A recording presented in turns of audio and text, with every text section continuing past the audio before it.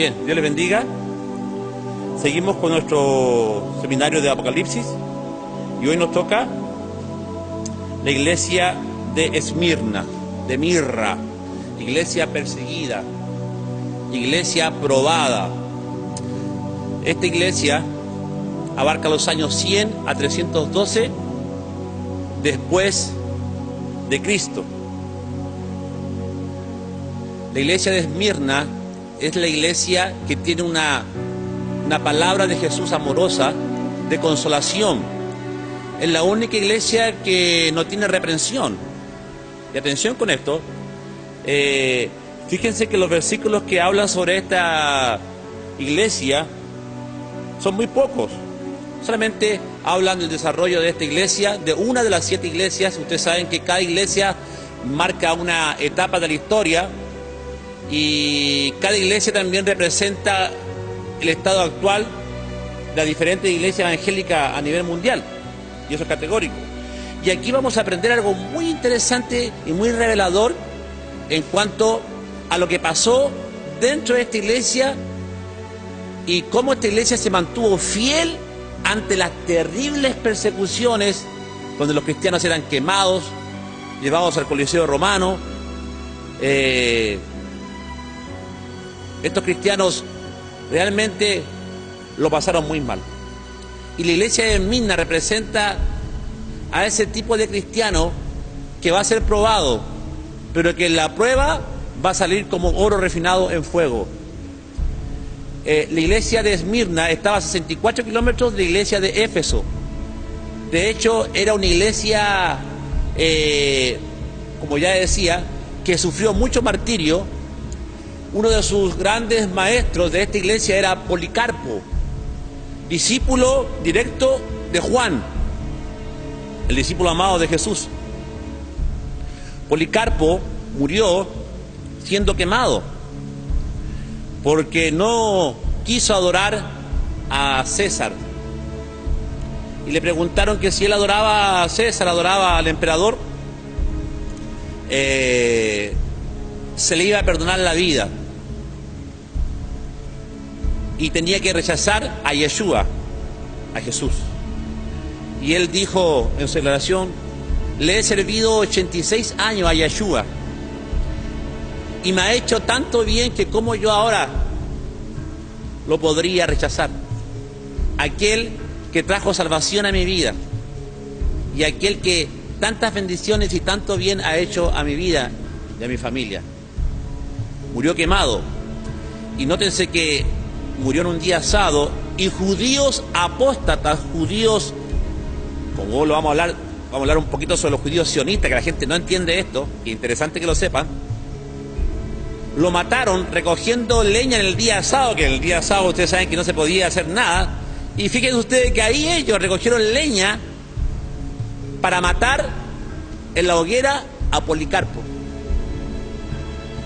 Para que vean ustedes cómo la iglesia de Esmirna nos habla de una apostasía judía que estaba dentro de la iglesia y dentro de esta ciudad, persiguiendo a los cristianos. Persiguiendo a los cristianos. Eso es interesante. Esta ciudad fue una de las ciudades que se ganó un premio por ser tan fiel al Imperio Romano. Esmirna tenía una calle de oro donde ahí estaban todos los cultos al dios Baco, al dios del vino, a Cibeles, a Afrodita, al dios Esculapio, que es el dios de la medicina, donde sale el caduceo, donde sale la serpiente de la medicina, la serpiente enrollada, ¿no es cierto?, en un bastón, y sale la serpiente blanca y la serpiente negra, que es el símbolo de la medicina actual. Ese culto salió en Pérgamo, pero también esta ciudad de Esmirna estaban la famosa calle de oro donde estaban todos los templos a estos dioses. Era una ciudad muy pagana, muy hermosa también la ciudad porque estaba a 64 kilómetros, como ya dije, de Éfeso, y era una ciudad fiel al emperador. De hecho, es la primera ciudad que se ganó el derecho, por ser fiel a Roma, de tener un templo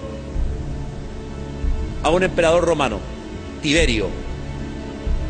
Entonces, los cristianos de Esmirna eran pobres. ¿Por qué? Porque como ellos, antes de convertirse a Cristo, estaban en gremios donde tenían sus templos, donde trabajaban muy bien dentro de esta misma ciudad de Esmirna, después que aceptaron a Cristo fueron echados de estos gremios que había en Esmirna y perdieron su sueldo, no tenían buena economía, eran muy pobres, y por eso que aquí la exhortación de Yeshua le dice: eres pobre, pero a mis ojos eres rica.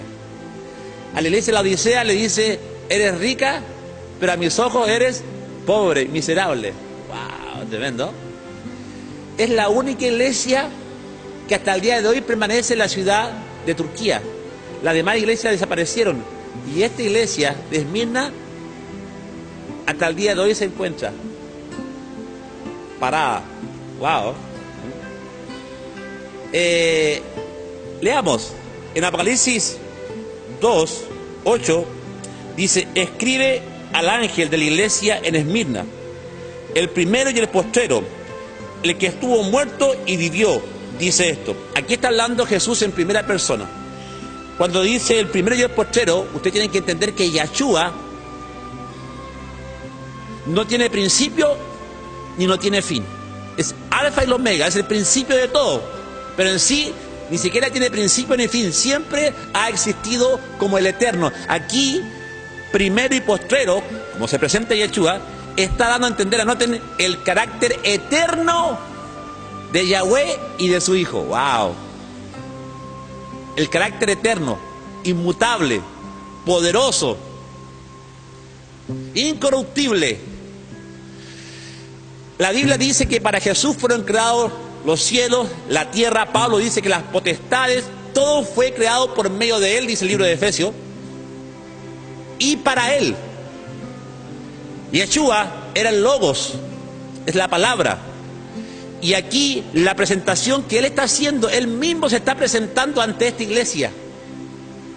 Y nótese que cuando dice el primero y el postrero, el que estuvo muerto y vivió y ha resucitado, está dando a entender que aquí en esta iglesia de Esmirna aproximadamente murieron en este periodo más de 5 millones de cristianos. En el tiempo traído actual, si lo traemos actual, serían 100 millones de cristianos que hubiesen muerto. Si lo traemos eso al tiempo actual, imagínense, 5 millones en ese solo periodo de esta iglesia. Es mucho. Eran aserrados, tirados a los leones, ahí en el Coliseo Romano. Y esta iglesia nos habla de ese cristiano que es perseguido, de ese cristiano que está pasando pruebas, pero que se mantiene firme, parado en la roca que es Yeshua HaMashiach. Esta iglesia en Esmirna nos va a dejar en esta mañana una gran enseñanza de cómo Dios permite estas pruebas con un propósito eterno. La Biblia dice que esta, en 2 Corintios 4:17, dice que esta leve tribulación momentánea es porque Dios está poniendo un mayor y más excelente peso de gloria. Tenemos muchas citas bíblicas de Santiago, de Pedro, que dice que a través de la prueba Dios saca la paciencia de nosotros, produce paciencia. Tantas citas bíblicas que dice que tenemos que pasar por diferentes pruebas para entrar al reino de los cielos. Y digo esto porque la gente no quiere pruebas, porque hoy se presenta un evangelio donde pare de sufrir, donde te dice no puedes pasar por prueba. Un evangelio donde te presentan el mensaje de Cristo sin pruebas, sin problemas, que no te puedes enfermar, porque si estás pasando prueba o estás enfermo, está bajo maldición. Imagínense, o sea, que miran las pruebas del cristiano como algo negativo, y para Dios es positivo. Por eso que en Deuteronomio capítulo 8 dice: cuídate de no olvidarte de Yahweh, porque Yahweh te llevó al desierto espantoso donde habían escorpiones y serpientes para probarte, para ver qué es lo que había en tu corazón. Ahí está. Entonces las pruebas sirven porque Dios mira qué es lo que hay en tu corazón. Porque la iglesia de Esmirna representa al verdadero cristiano, el que está dispuesto a dar su vida por la causa de Cristo, y no al cristiano que le sirve a Dios por la añadidura. La iglesia de Esmirna representa a ese cristiano que pase lo que pase en su vida, dice: nada me podrá separar del amor que hay en Cristo Jesús.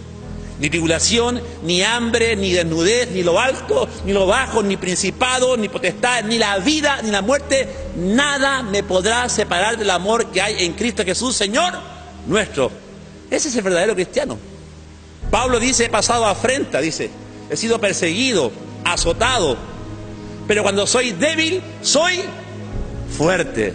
Porque ahí la gracia y el amor de Dios se manifestaba en forma poderosa en la vida del cristiano, del creyente que está pasando tribulación.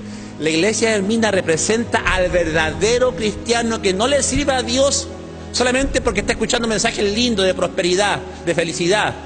Es un cristiano a todo terreno. Un cristiano que ha aprendido y ha sido enseñado en todas las cosas que le puedan pasar a su vida. Como dice el libro de Filipenses. Vamos al libro de Filipenses 4:11. No lo digo porque tenga escasez, pues he aprendido a contentarme cualquiera sea mi situación. Este es el verdadero cristiano de Esmirna. Se aprende a contentarse cualquiera sea su... Ahí está. No dice, Señor, ¿por qué a mí? Sino que es un cristiano que está dispuesto a dar hasta su vida por la causa de Cristo. Este es el verdadero cristiano en todo caso, ¿eh? Pablo enseña aquí que este cristiano de Esmirna, como él era un cristiano de Esmirna también, Pablo, que había recibido muchas persecuciones pero estaba parado en la roca, dice en el verso 11, dice en el verso 12, sé vivir humildemente y sé tener abundancia, en todo y por todo estoy enseñado, así para estar saciado como para tener hambre, así para tener abundancia como para padecer necesidad. Verso 13, todos juntos vamos a leer fuerte, porque todo lo puedo en Cristo que me fortalece. Ahí está. Entonces, Pablo está enseñando aquí que el cristiano de Esmirna es un cristiano que ha sido enseñado para soportar cada tiempo problema, dificultad, enfermedad que pueda venir a su vida. Y no reniega en contra de Yeshua o en contra de Dios o de Yahweh por lo que le está pasando, sino que más le adora, más le alaba. Amén. La iglesia de Esmirna representa a este cristiano, que es como tipo Job. Mucha gente de hoy, las iglesias de hoy, las del Evangelio de la Prosperidad, te están enseñando el reino ahora. Y están enseñando el reino de éxito, el G12, visualiza lo que quieres. Y esa gente no le gustan las pruebas. Que muchas veces Dios nos va a hacer pasar por pruebas, por grandes persecuciones como lo pasó la iglesia de Esmirna, donde Dios amorosamente le dice, no temas, sé fiel. Diga conmigo, no temas, sé fiel. El Señor te dice en esta hora, no temas, sé fiel. No temas a lo que está pasando hoy en día, con lo que estamos viendo, con las señales, los últimos tiempos, tsunamis, terremotos, tercera guerra mundial. El Señor te dice, no temas, sé fiel hasta la muerte y yo te daré la corona de la vida. No claudiques. Hay mucha gente que ha claudicado, hay mucha gente que ha vuelto atrás, hay mucha gente que era cristiana y ahora no lo es. ¿Por qué? Porque dicen, no, cuando empecé a servirle a Cristo me vinieron muchos problemas. Antes, cuando no tenía a Cristo, estaba re bien. ¿Ha escuchado usted eso? Y ahora que estoy en Cristo me vinieron todos los problemas. Por eso es que vuelve atrás. ¡Wow! Y los problemas es justamente para saber quién es el verdadero creyente. Qué tremendo. Job recibió pruebas. Dice que era un hombre justo, temeroso, apartado del mal, un hombre íntegro. Y la Biblia dice que Dios lo probó y usó al mismo Satanás. ¿Para qué? Para que entrara en la vida de Job y, ojo, y le quitara todo. Sus hijos, su casa. Él quedó leproso. ¿Se imagina usted con lepra? ¿Cómo estaría usted con lepra? Que pierda a sus hijos, que le cuente que sus hijos murieron. Una tormenta que vino y los aplastó, cayendo en el muro de la casa. Y más encima que sus amigos vengan y en vez de consolarlo, crean sus amigos que usted es el responsable de la maldición que le ha venido a Job. Y Job se justificó delante de Dios. ¿Y por qué se justificó delante de Dios Job y delante de sus amigos? Dando a entender que era justo, dando a entender que él era íntegro y que no entendía por qué Dios lo estaba haciendo pasar por esas pruebas. Y ahí tú encuentras el propósito de la prueba de Esmirna, los cristianos que son probados. ¿Por qué? Porque la Biblia dice que Job de oída conocía a Yahweh. Dice, de oída hasta había oído. Es decir, mucha gente conoce a Yahweh a través de la palabra, sí, a través de la enseñanza que ha recibido de sus padres, su familia, viniendo a la iglesia, pero no ha tenido una relación, un nuevo nacimiento, no ha sido quebrantado por el Ruach Kadosh. Es un cristiano nominal, un cristiano legalista, un cristiano religioso, que no ha tenido una experiencia personal en su vida, no ha sido quebrantado en su corazón para cambio, y que éste esté dando buenos frutos. ¿Me estoy explicando? Job era un hombre muy íntegro, y hay pasajes de la Biblia donde él se justifica a él mismo más que Dios. Por eso es que Dios le dice, te justificarás tú para invalidar mi juicio. ¿Dónde estabas tú cuando yo creaba las estrellas? Y Dios empieza a hablarle ahí a Job. Y ahora Job está teniendo una revelación que nunca antes la había tenido. Me condenarás a mí para justificarte a ti. ¡Wow! ¿Y Job qué dice? Después de la prueba, después que pasó todo lo que ya hemos leído en el libro de Job, de oídas te había oído. Más ahora en mi prueba, en lo que he pasado, en mi lepra, en todo, ahora entiendo.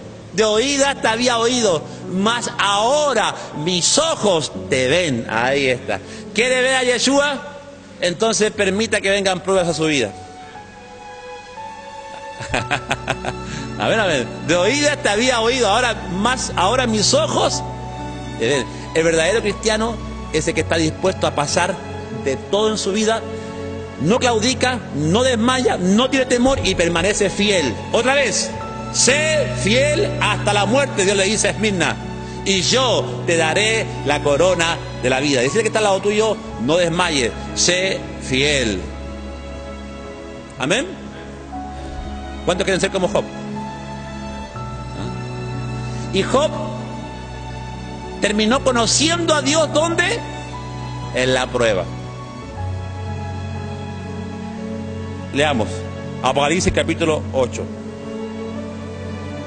Yo conozco tus obras, versículo 9, y tu tribulación y tu pobreza, pero tú eres rico. Dios conoce todo lo que usted está pasando. A Él no se le escapa ningún detalle. No crea que cuando usted ha estado con problemas, con dificultades, usted ha estado muy solo. No, Dios los ha permitido para desarrollar su fe. Dios se quiere glorificar en medio de tu problema. Si estás teniendo un problema ahora, económico, sea el problema que sea en tu matrimonio, en tu vida, Dios se va a glorificar en ese problema. Porque los problemas son oportunidades para que Dios pueda decir, aquí estoy, no te dejaré, no te desampararé. Si está pasando algún problema económico, usted tiene que decir, Jehová, Yahweh es mi pastor y nada me falta. Está en tiempo presente el Salmo 23, no está en tiempo pasado. Jehová, Yahweh es mi pastor, nada me falta.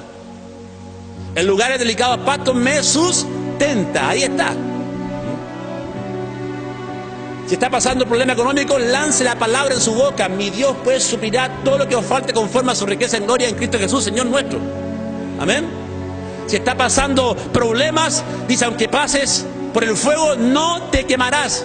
Dice que no vas a ser librado de pasar por el fuego, aunque pases por el fuego. O sea, vas a pasar por el fuego. Pero dice, aunque pases por el fuego, dice, no te quemarás, ni la llama arderá en ti. Wow, Isaías dice eso. Amén. Dice, Dios no promete librarte de las pruebas, Dios promete estar contigo en medio de las pruebas. Aleluya. Amén. El Señor conoce todo. Yo conozco tus obras, todo lo que tú haces para la obra de Cristo, todo lo que tú haces para Él, el día, la hora, Dios lo tiene en un libro, no te olvides de eso. Y los libros fueron abiertos. Cuando usted se presente en el tribunal de Cristo para ser galardoneado de todo lo que usted hizo por Yeshua, por Yahweh, por Dios, así como hoy en día existen las computadoras existen las fichas digitales donde o existe ahora el microchip, donde están todos sus datos clínicos, como existen los papeles antecedentes, donde si usted tiene antecedentes con la policía sale todo historial. Asimismo, la Biblia dice, y los libros fueron abiertos. Ahí está toda nuestra ficha, desde que hemos nacido hasta ahora, todo lo que hemos dicho, lo que hemos hecho, todo está anotado. Y cuando usted se presente delante de Yahweh, los libros van a ser abiertos y Yahweh le va a exponer en esa pantalla digital por qué usted se merece el infierno, por qué usted se merece la vida eterna, porque ahí va a estar la balanza. Dice, yo conozco tu tribulación y tu pobreza, pero tú eres rico, y la blasfemia de los que se dicen ser judíos y no lo son, sino sinagoga de Satanás. Wow, aquí hay una gran enseñanza, y voy a tratar de ser bien resumido en esto, porque esto es muy interesante. Esta iglesia, atención, como hemos dicho, que desde el rechazamiento de Yeshua por los judíos, Mateo, el libro de Mateo, presenta a Jesús como el rey, como el descendiente del linaje de David. Presenta a Yeshua validando la ley de los judíos, es decir, presentándose como el verdadero rey de Israel. Y en Mateo vemos que es rechazado por los judíos, no por los judíos en sí, por el pueblo, sino por los fariseos y saduceos, porque esa diferencia hay que hacerla, porque cuando en la traducción original dice que a los suyos vino y los suyos no le recibieron, y de ese pasaje se ha usado para discriminar a todo el pueblo judío y para que se levante un odio en contra de los judíos. Y ese pasaje en el hebreo original dice, a los de su oficio vino y los de su oficio no le recibieron. Es decir, ¿a quiénes eran los de su oficio? Fariseos y saduceos. ¿A quién Jesús le llamó generación de víboras? Generación adúltera, hijos de la serpiente. ¡Wow! ¿Por qué Jesús fue tan duro con ellos? ¿Por qué Jesús fue tan duro con los fariseos? Sepulcros blanqueados. Ustedes, cuando tienen a un prosélito, lo hacen 10 veces más hijo del infierno que hijo de Dios. ¡Wow! ¿Por qué? Porque Jesús dijo, ustedes aman más las tradiciones de los ancianos. Y las tradiciones de los ancianos, anoten, es el primer libro donde nace el Talmud, el Zohar. Que dicho sea de paso, estos judíos sionistas o cabalistas que pertenecen, atención, como dice la iglesia de Esmirna, como dice acá la palabra de Dios, a la sinagoga de Satanás. Diga conmigo, sinagoga de Satanás. ¿Por qué Dios revela algo tan sorprendente? Dice, yo conozco tus obras y tu tribulación y tu pobreza. Dice, y la blasfemia de los que se dicen ser judíos y no lo son. Los Rothschild se dicen ser judíos pero no lo son. Son judíos apóstatas, son judíos cabalistas. Los Rothschild, las 13 familias que gobiernan el mundo son descendientes judíos, pero son judíos que se han apartado de la Torá, de la verdadera enseñanza bíblica. Son judíos millonarios, que su Dios es el Dios Mamón, el Dios de la plata, del dinero. Y hay gente que me llama mucho la atención, porque cuando nosotros hablamos del sionismo, la gente se enoja con nosotros, porque cuando hablamos del sionismo, ni la misma persona que está metida dentro del sionismo sabe lo que es el sionismo, porque no ha estudiado. Y cuando tú te pones a estudiar la historia del sionismo, te das cuenta que el sionismo no es Israel en sí. No es Israel en sí, sino que en Israel hay judíos mesiánicos, hay judíos ortodoxos que no creen en Yeshua, hay judíos cabalistas, que dicho sea de paso está viniendo un tremendo avivamiento en Israel, donde muchos judíos ortodoxos están reconociendo a Yeshua Mashiach como su Señor y Salvador. Ese avivamiento está pasando ahora. ¡Wow! ¿Por qué? Porque Yeshua viene. Por eso que ellos están recibiendo su espíritu, que a ese Jesús que le enseñaron que no adorasen, lo están recibiendo ahora. Entonces, cuando la Biblia dice aquí, ustedes son de la sinagoga de Satanás, se está refiriendo a que en ese tiempo en la iglesia de Esmirna ya habían judíos infiltrados en la iglesia para destruir la verdadera iglesia, para tapar el nombre de Yeshua. ¿Y por qué digo esto? Porque en los años 46 bajo Herodes Agripa, el hijo de Herodes el Grande, ahí sucedió un hecho que muy pocos lo conocen, un hecho diabólico, que hasta el día de hoy ese acontecimiento que pasó está perjudicando a las logias masónicas. Dice que en el año 46 se acerca al rey Agripa un judío llamado Irán Abiú, y este judío le propone algo al rey. Este judío estaba muy molesto por cómo el cristianismo, cómo el judío ortodoxo estaba reconociendo a Yeshua como su Señor y Salvador. Lo estaba reconociendo.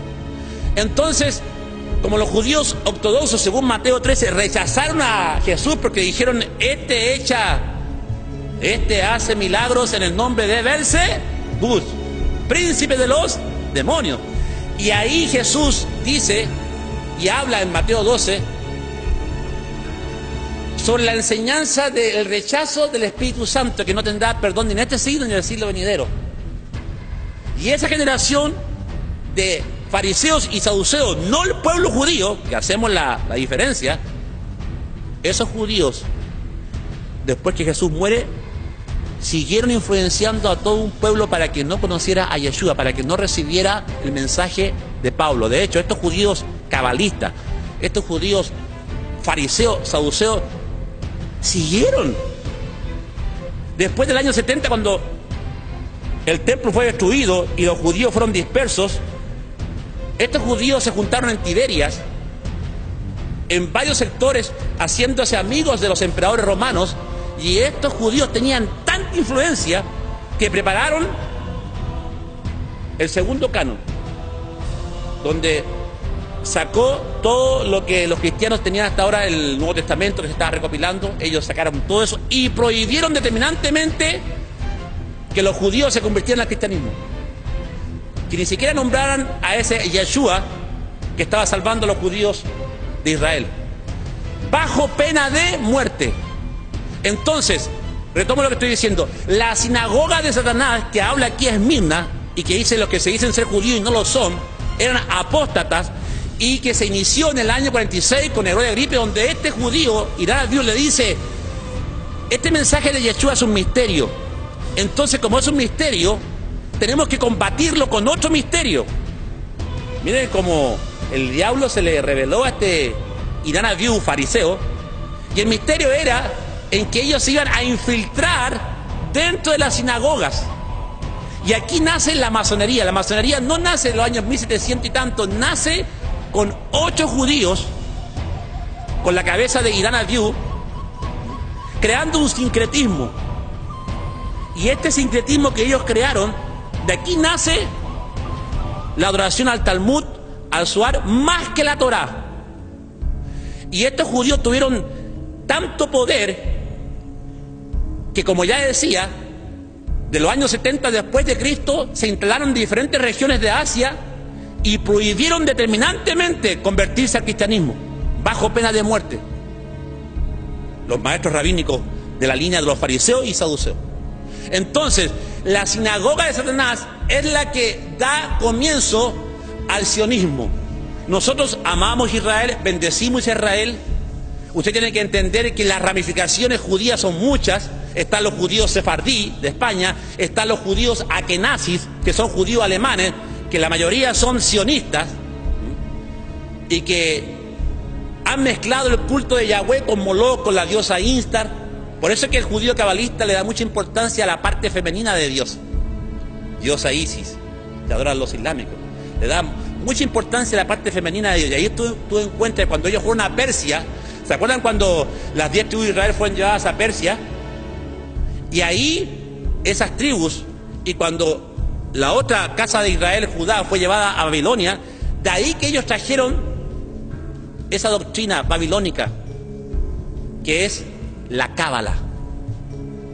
Y la cábala, hermano, es una mezcla de esoterismo, es una mezcla de Pitágoras, es una mezcla de diferentes cultos egipcios dentro de la cábala. Inclusive la cábala es tan potente, y la cábala deja mucho que desear, porque la cábala dice: desprecia al goín, a los gentiles, si tienes que emprender algo, algún negocio, y si tienes que pasar por encima de un goín, de un perro gentil, hazlo, porque Yahweh lo permite. Es decir, hay una indiscriminación hacia el gentil, o discriminación en forma tremenda. Hay muchas citas bíblicas, muchas citas más que te podría nombrar en el Talmud, pero en sí el Talmud hace que el judío sea como una especie de judío superpoderoso, donde menosprecia a todo aquel que no es judío. ¿Me estoy explicando? Una adoración y una idolatría al ser judío, y por eso que la gente, mucha gente, le ha agarrado odio a esa clase de judíos, no a Israel, sino que esos judíos son los que están desprestigiando a Israel, desprestigiando al verdadero pueblo de Dios, los sionistas, que son masones, que tienen todo el poder y los que están llevando adelante el nuevo orden mundial. ¿Me estoy explicando? El verdadero Israel es aquel que ha creído en Yeshua, es aquel judío mesiánico, es aquel que no le da tanto poder ni adoración a la cábala, sino que su ley es la Torá, su palabra es la Torá. ¿Me estoy explicando hasta ahí? Esa es la sinagoga de Satanás, que empezó en el año 46 con estos fariseos y saduceos que se infiltraron dentro de la sinagoga judía cristiana, que era la sinagoga que después se van a hacer sinagoga cristiana, y empezaron a proliferar y a enseñar este mensaje cabalístico, y el mensaje cabalístico deja fuera a Yeshua, a Mashiach. ¿Se está entendiendo? Por eso, cuando hablamos de sionismo, aprenda a separar qué es lo que es sionista, qué es lo que es judío ortodoxo, judío rabínico, judío etíope, judío sefardí. Hay varias ramificaciones. Pero lo importante es que en Yeshua Dios ha unido al judío con el gentil. Y de ahí ha sacado a un pueblo. Amén. Y ese era el misterio del reino. Por eso que la iglesia de Esmirna, nos habla de la parábola del trigo y la cizaña. Eso ustedes lo tienen que tener muy claro. Así como la iglesia de Éfeso hablaba de la parábola del sembrador, esta iglesia nos habla de la parábola del trigo y la cizaña. ¿Por qué? Porque entró el judaísmo apóstata dentro de esta iglesia para hacer caer esta iglesia. ¿Me explico? El trigo y la cizaña nos habla de que para el tiempo de la siega, para el tiempo del fin, el reino se iba a manifestar en que dentro de la iglesia iba a haber trigo y cizaña, lo bueno y lo malo, en que no se puede discernir entre lo santo y lo profano. Las dos cosas crecen juntas, el trigo y la cizaña. Por eso que en la iglesia hay de todo, hermano. Y habla que en la iglesia el reino se comportaría de esta manera, en que dentro de las iglesias iba a estar el trigo y la cizaña. Iban a crecer juntos. La apostasía, como hoy se ve, el falso evangelio de la prosperidad, naciendo juntos. Ahora, aquí hay una enseñanza grande. ¿Sabe cómo en el tiempo de la siega, el agricultor, que tenía que separar el trigo y la cizaña, porque si hay una cosa muy interesante de aprender en esta mañana, es que la cizaña se parece mucho al trigo, es casi idéntica al trigo, la misma espiga. La cizaña es como una espiga muy parecida al trigo. Entonces, ¿cómo lo hace el campesino, el agricultor, cómo lo hace para poder separar el trigo de la cizaña?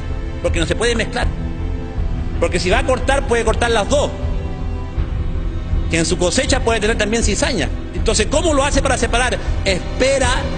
Este agricultor judío espera hasta el tiempo de la siega, donde los dos crecen y maduran. Y cuando el trigo madura, el trigo se dobla y la cizaña sigue erguida.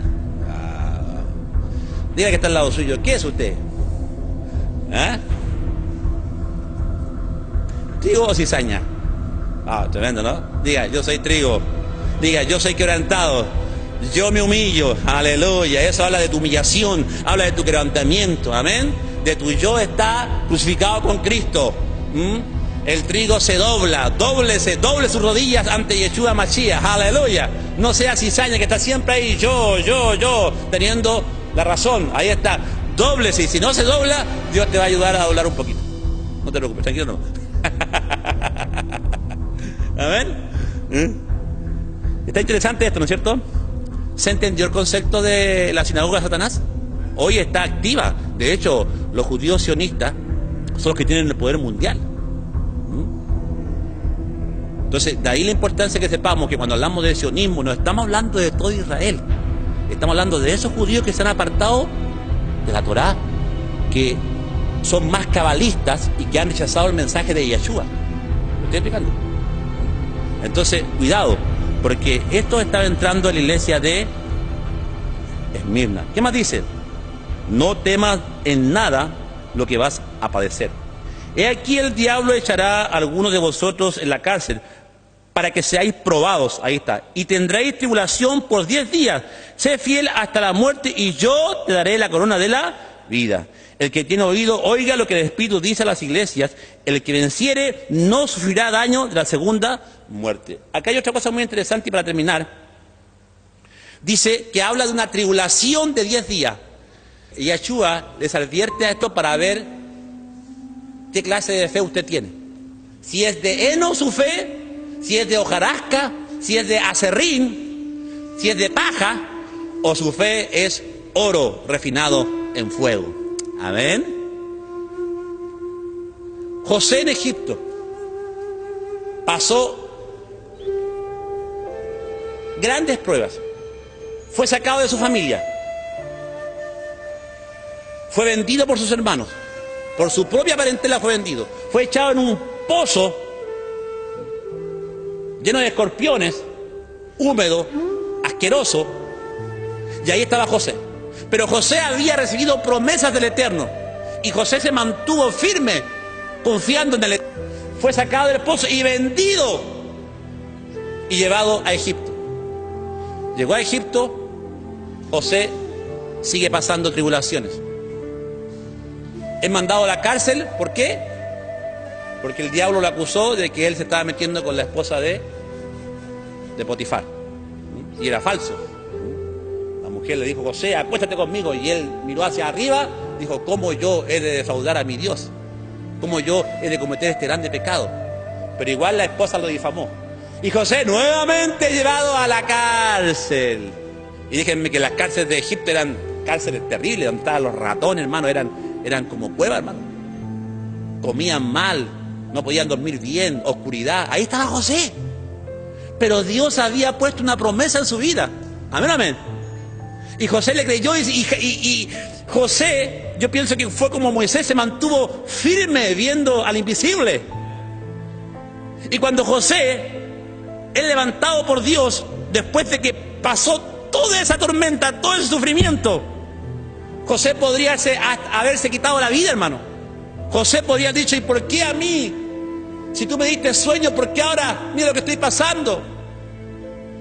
Él pudo haber renegado contra Yeshua, sí, pero no lo hizo. Se mantuvo firme. Porque José, cuando está delante de sus hermanos y se da a conocer a sus hermanos, no les tema haberme hecho esto, porque ahora yo sé que el Eterno lo permitió para bendición de ustedes, para postergación de mi familia. Es decir, que las pruebas de José tenían un propósito. Wow. Por eso que a su hijo le puso Manasés y a otro le puso Efraín. Efraín, Dios me hará fructificar en tierra de mi aflicción. Manasés, Dios me hizo olvidar todo lo malo. Dios te va a hacer fructificar en tierra de tu aflicción. ¿Cuándo dicen amén? Entonces, ahí están las pruebas, hermano. ¿Cuántos quieren pasar pruebas? Una de las más grandes bendiciones que recibió José es que a través de los hijos de José viene el pueblo gentil. La familia de Efraín. Ahí está. La casa de Efraín. Wow, de ahí hemos nacido nosotros. Amén. Por eso que el Señor te dice, Yeshua te dice en esta mañana, sé fiel hasta la muerte y yo te daré la corona de la vida. No claudiques, no desmayes. sea el problema que sea, tienes que entender que ahí Dios está probando tu fe. Está desarrollando un carácter de guerrero en tu vida, ¿ven? ¿Van a venir gigantes? Sí, van a venir gigantes. ¿Y qué vas a hacer tú con ese gigante? ¿Vas a hacer que ese gigante te derrote, te destruya? ¿O vas a vencer a ese gigante? Levántate en contra de ese gigante. Y no veas a ese gigante en tus ojos. Velo con los ojos del Eterno. Porque si lo ves con tus ojos, caerás, perderás esa batalla. Pero velo con los ojos del Eterno, porque si lo ves con la fe de Dios, con los ojos del Eterno, ese gigante caerá y le cortarás la cabeza y podrás ser victorioso, un triunfador. Amén, amén. Nunca más diga, ¿por qué Dios permite que yo esté pasando pruebas? ¿Por qué Dios permite que yo no tenga trabajo? ¿Por qué Dios permitió que se llevó a mi hijo? ¿Por qué Dios permitió que le pasara esto a mi familia? ¿Por qué Dios permite esto? Esa es la gente, hermano, que no le gustan las pruebas y que no entiende nada de las pruebas que Dios nos hace pasar. Por eso que en esta hora, ¿cuántos son de la iglesia de Esmirna? Tú eres rica, tú eres rico, dice el Señor, porque perteneces a la iglesia de Esmirna. Padre, te damos gracias, Padre, por esta enseñanza de la iglesia de Esmirna, y te pido que este mensaje sea de bendición para muchos hermanos, Señor. Que este mensaje, Señor, lo podamos compartir en Facebook, en Twitter, que podamos compartirlo en las redes sociales para que sea de bendición para otros hermanos que necesiten escuchar una palabra poderosa, una palabra reveladora. Yeshua, pedimos, Señor, que tu palabra sea glorificada, que tu palabra, Dios mío, Señor,